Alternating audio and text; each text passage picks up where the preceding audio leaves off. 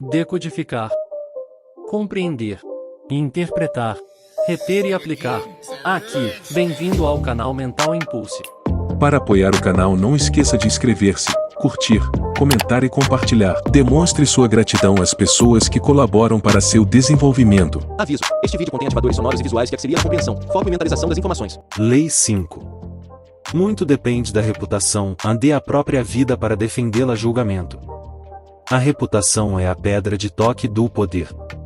Com a reputação apenas você pode intimidar e vencer um deslize, entretanto, e você fica vulnerável, e será atacado por todos os lados. Torne a sua reputação inexpugnável. Esteja sempre alerta aos ataques em potencial e frustre-os antes que aconteçam. Enquanto isso, aprenda a destruir seus inimigos minando as suas próprias reputações. Depois, afaste-se e deixe a opinião pública acabar com eles. A lei observada e durante a Guerra dos Três Reinos, na China, 207-265 d.C., o grande general Shu Lian, chefiando as forças do reino Shu, despachou o seu enorme exército para um campo distante enquanto descansava numa cidadezinha junto com um punhado de soldados. De repente, as sentinelas chegaram correndo com a notícia alarmante de que um exército inimigo, com mais de 150.000 homens liderados por Sima Yi, se aproximava. Com apenas uma centena de homens para defendê-lo, a situação de Shu Lian era desesperadora. O inimigo finalmente ia capturar o famoso líder. Os animais atingidos pela peste. Uma assustadora epidemia enviada à Terra pela intenção divina de manifestar a sua fúria a um mundo pecador, nomeando-a corretamente, a peste, aquele frasco de virulência de Aqueronte, caiu sobre todos os animais. Nem todos morreram, mas todos estavam quase mortos, e nenhum mais tentava encontrar novo combustível que alimentasse as chamas bruxuleantes da vida. Nenhum alimento excitava os seus desejos, lobos e raposas não vagavam mais em busca de presas inofensivas e indefesas, e o pombo não se acasalava com a pomba, pois o amor e a alegria tinham desaparecido. O leão tomou a palavra dizendo: caros amigos, não duvido que seja pelos altos desígnios celestes que sobre nós pecadores a desgraça deva cair. Que o mais pecador entre nós seja vítima do vingativo Espírito Celestial, e possa ele alcançar a salvação por todos nós, pois a história nos ensina que nestas crises devemos fazer sacrifícios. Sem ilusões e com olhar severo, examinemos nossas consciências. Conforme recordo, para acalmar meu apetite, devorei muitas ovelhas, que nenhum mal me haviam feito, e até no meu tempo eram conhecidas por ensaiar a flauta pastoril. Se necessário for, portanto, morrerei. Mas suspeito que outros devem ter também os seus pecados. É justo que todos façam o possível para definir o mais culpado. Senhor, o Senhor é um rei bom demais, começou a raposa, tais escrúpulos são muito delicados. Eu juro, comer ovelha, esse rebanho profano e vulgar, isso é pecado?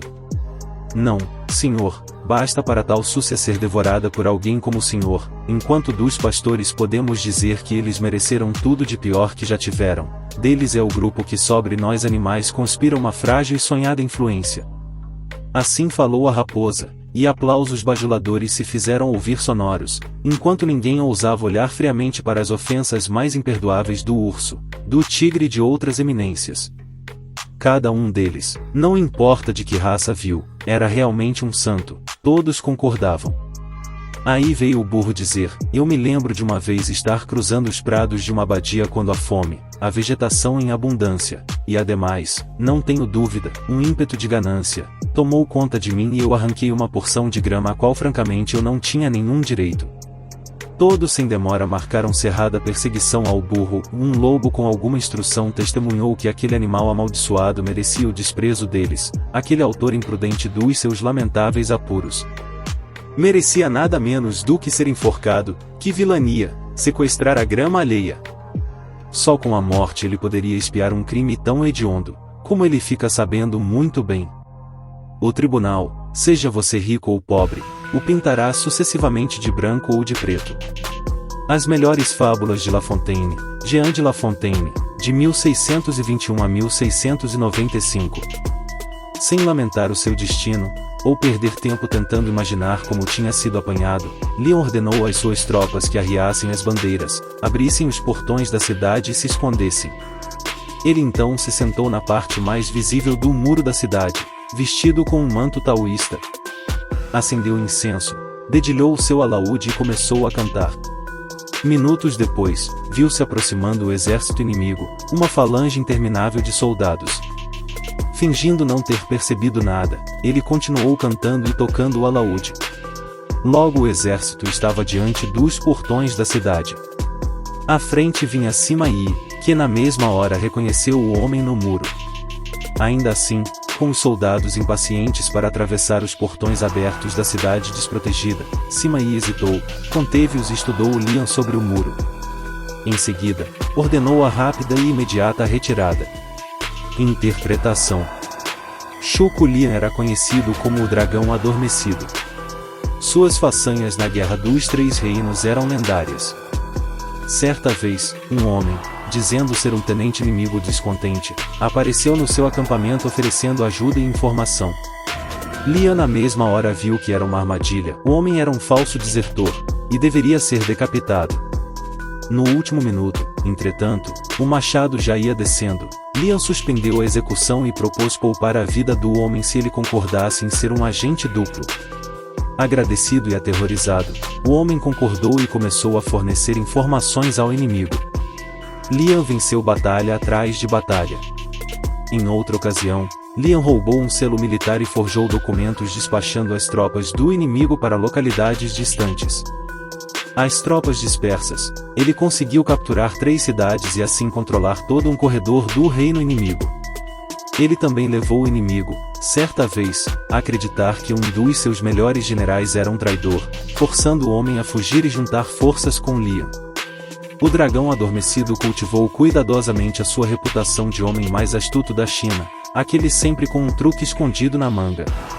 Eficaz quanto qualquer outra arma, esta reputação amedrontava o inimigo. Sima Yi tinha lutado contra Shuko Lian dezenas de vezes e o conhecia bem. Quando ele chegou à cidade vazia, com Lian rezando em cima do muro, ficou atordoado. O manto taoísta, o canto, o incenso, aquilo tinha que ser um jogo de intimidação. O homem evidentemente estava brincando com ele, desafiando-o a cair numa armadilha. O jogo era tão óbvio que por um momento Yi chegou a pensar que Lian estava realmente sozinho e desesperado. Mas ele tinha tanto medo de Lian que não ousou se arriscar. Assim é o poder da fama. Capaz de colocar um enorme exército na defensiva, até forçá-lo a bater em retirada, sem atirar uma única flecha. Pois, como diz Cícero, até os que condenam a fama querem os seus nomes no título dos livros que escrevem contra ela, e esperam se tornar famosos por desprezá-la. Tudo mais está sujeito à barganha. Permitimos que nossos amigos fiquem com nossos bens e nossas vidas, se for necessário, mas é raro dividirmos nossa fama e darmos de presente para alguém a nossa reputação. Montaigne, de 1533 a 1592. A lei observada segunda. Em 1841, o jovem P.T. Barnum, tentando estabelecer a sua reputação como principal empresário teatral nos Estados Unidos, decidiu comprar o American Museum, em Manhattan, e transformá-lo numa coleção de curiosidades que garantiriam a sua fama. O problema era que ele não tinha dinheiro. Estavam pedindo $15.000 pelo museu, mas Barnum conseguiu redigir uma proposta que atraiu os donos da instituição, apesar de substituir o dinheiro vivo por dezenas de garantias e referências. Os proprietários chegaram a um acordo verbal com Barnum, mas, no último minuto, o principal sócio mudou de ideia, e o museu e a sua coleção foram vendidos para os diretores do Peales Museum. Barnum ficou furioso, mas o sócio explicou que negócio era negócio. O museu tinha sido vendido a Peales porque Peales tinha reputação e Barnum, não. Barnum imediatamente decidiu que, se ele não tinha uma reputação para bancá-lo, o seu único recurso era arruinar a do Peales. Por conseguinte, ele iniciou uma campanha pelos jornais com cartas que chamavam os proprietários de um bando de diretores de banco falidos que não tinham ideia do que era dirigir um museu ou entreter as pessoas. Ele alertou o público contra a compra de ações do Pealis, visto que a compra de mais um museu pela empresa invariavelmente reduziria mais ainda os seus recursos. A campanha funcionou, as ações caíram, e sem confiar mais no passado e na reputação do Pealis, os donos do American Museum descumpriram o acordo e venderam tudo para Barnum. Levou anos para Pealis se recuperar, e eles jamais esqueceram o que Barnum tinha feito. O próprio Peale decidiu atacar Barnum criando uma reputação de entretenimentos para intelectuais, promovendo os programas do seu museu como mais científicos do que os do seu vulgar concorrente. O mesmerismo, hipnotismo, era uma das atrações científicas do Pealis, e por uns tempos atraiu grandes multidões e teve bastante sucesso. Para revidar, Barnum decidiu atacar mais uma vez a reputação do Pealis. Barnum organizou uma sessão de hipnotismo rival em que ele mesmo aparentemente colocava em transe uma menina. Assim que ela pareceu estar em sono profundo, ele tentou hipnotizar outros membros da plateia, porém, por mais que tentasse, nenhum dos espectadores cedeu ao seu feitiço, e muitos começaram a rir. Um Barnum frustrado finalmente anunciou que, para provar que o transe da menina era real, cortaria um dos seus dedos sem que ela percebesse. Mas, enquanto ele afiava a faca, a menina arregalou os olhos e saiu correndo, para deleite da plateia. Ele repetiu esta e outras paródias durante várias semanas. Em breve ninguém mais conseguia levar a sério os espetáculos de Peale, e a frequência caiu. Em poucas semanas, o espetáculo fechou. Nos anos seguintes, Barnum estabeleceu uma reputação de ousadia e consumado domínio de cena que durou pelo resto da sua vida. A reputação do Peale, ao contrário, jamais se recuperou. Interpretação. Barnum usou duas táticas diferentes para arruinar a reputação do Peale. A primeira foi simples, semeou dúvidas quanto à estabilidade e solvência do museu. A dúvida é uma arma poderosa. Quando você a levanta com boatos insidiosos, seus adversários ficam num dilema terrível. Por um lado, eles podem negar a boataria, podem até provar que partiu de você. Mas uma camada de suspeita permanece, por que tanto desespero para se defender? Talvez o boato tenha alguma verdade? Se, por outro lado, eles tomarem o caminho mais fácil e ignorarem você, as dúvidas, não refutadas, aumentarão ainda mais. Feito corretamente, espalhar boatos pode enfurecer e desestabilizar tanto os seus rivais que, defendendo-se, eles cometerão inúmeros erros. Esta é a arma perfeita para quem não pode começar contando com a própria reputação. Quando já tinha sua própria fama, ele usou a segunda tática mais suave, a sessão de hipnotismo de mentira, e ridicularizou a do rival. Esta também teve muito sucesso. Quando você já tem uma sólida base de respeito, ridicularizar o seu adversário ao mesmo tempo coloca na defensiva e melhora a sua própria reputação. A difamação e o insulto flagrante são fortes demais neste ponto, eles são feios e podem magoar você mais do que ajudar. Farpas gentis e chacotas, no entanto, sugerem que você tem noção suficiente do seu próprio valor para dar umas boas risadas às custas do seu rival. Uma fachada humorística pode mostrar você como um artista inofensivo, enquanto vai minando a reputação do seu rival. É mais fácil suportar uma consciência pesada do que a má reputação. Friedrich Nietzsche, de 1844 a 1900. As chaves do poder. As pessoas que nos cercam, até nossos melhores amigos, serão sempre até um certo ponto misteriosas e inescrutáveis. Suas personalidades possuem nichos secretos que elas não revelam. Se ficarmos pensando muito nisso, o mistério dos outros pode ser uma coisa incômoda porque tornaria impossível para nós julgar realmente as outras pessoas. Portanto, preferimos ignorar este fato e julgar as pessoas pela aparência, pelo que é mais visível aos nossos olhos, roupas, gestos, palavras, atos. Na esfera social, as aparências são o barômetro de quase todos os nossos julgamentos, e você não deve se iludir acreditando em outra coisa. Um escorregão em falso, uma estranha ou repentina mudança na sua aparência, pode se mostrar desastroso. Esta é a razão da suprema importância de fazer e manter uma reputação que tenha sido criada por você mesmo. Essa reputação o protegerá do perigoso jogo das aparências, distraindo os olhos inquisidores dos outros impedindo que eles saibam como você é realmente, e dando a você um certo controle sobre como o mundo julga, uma posição poderosa. A reputação tem um poder mágico, com um só golpe da varinha, ela pode dobrar a sua força. Pode também fazer as pessoas fugirem de você em disparada. Se as mesmas ações parecem brilhantes ou horríveis, depende inteiramente da reputação de quem as praticou. Na antiga corte chinesa do reino Wei, havia um homem chamado Mitsusia que tinha fama de suprema civilidade e gentileza. Ele se tornou o favorito do governante. A lei em Wei dizia que aquele que viajar escondido na carruagem do governante terá os pés cortados, mas, quando a mãe de Mitsusia ficou doente, ele usou a carruagem real para visitá-la fingindo ter autorização para isso. Quando o governante descobriu, disse, como Mitsusia é cumpridor dos seus deveres. Por sua mãe ele até se esqueceu de que estava cometendo um crime que o faria perder os pés.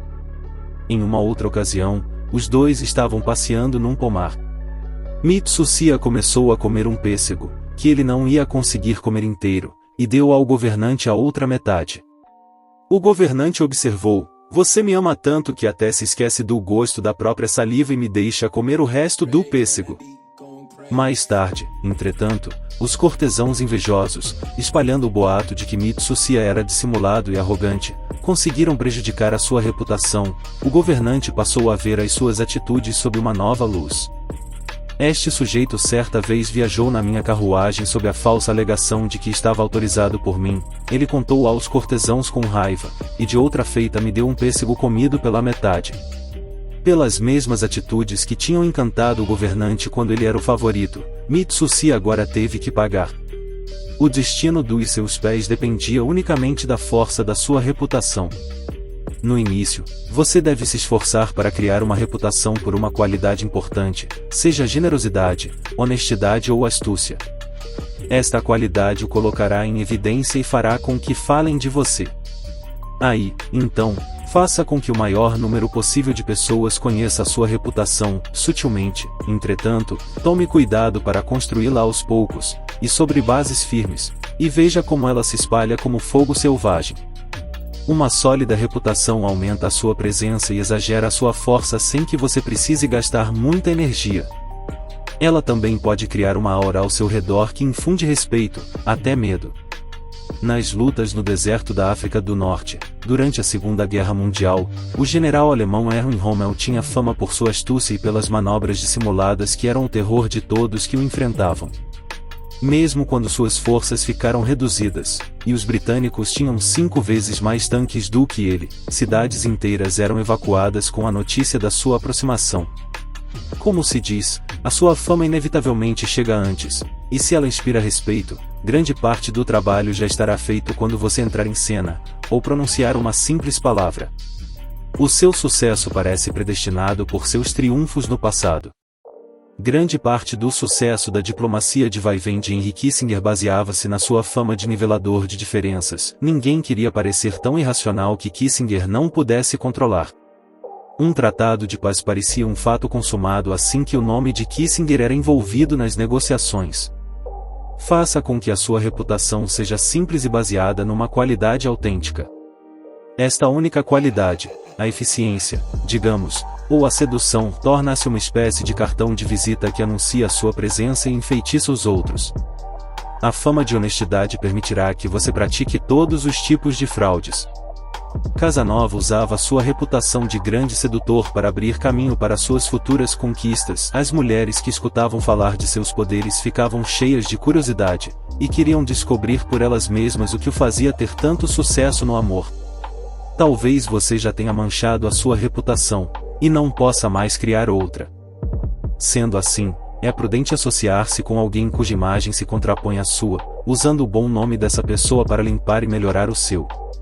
É difícil, por exemplo, limpar a reputação de desonesto sozinho, mas um modelo de honestidade pode ajudar. Quando P. T. Barnum quis limpar a sua fama de promover espetáculos vulgares, ele trouxe a cantora Jane Lynn da Europa.